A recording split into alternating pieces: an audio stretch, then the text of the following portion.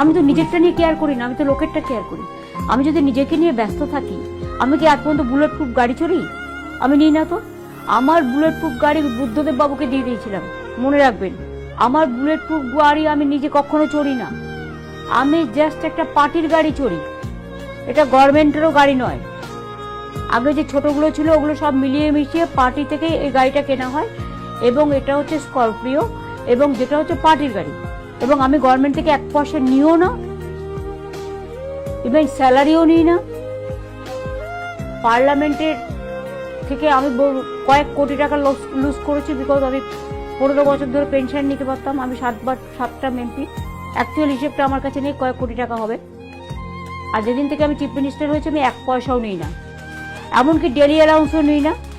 এমনকি সার্কিট হাউসে গিয়ে যদি আমি থাকি, আমার কাছে বিল আছে সব, আমি সার্কিট হাউসের চাঁদার টাকাটা দিয়ে দিই,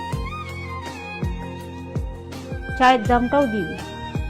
রেলে যখন ছিলাম, রেলেও চায়ের দামটা দিয়ে দিতাম। তখন মাইনে নিতাম, কিন্তু ইকোনমি ক্লাসে ট্রাভেল করতাম 91 থেকে, আমি এক্সিকিউটিভ ক্লাসে করতাম না। কারণ 91-এ একটা অস্ট্রেলিটি শুরু হয়েছিল, নরসিংহ রাওজি একটা ড্রাইভ করেছিলেন। আমি দেখলাম এক্সিকিউটিভ ক্লাসে বসে কি লাভ, কিছু টাকা বেশি পাওয়া যাবে ডিএ টিএ, কিন্তু ইকোনমি ক্লাসে আমি যদি থাকি তাহলে আমি সাধারণ হয়ে থাকতে হবে।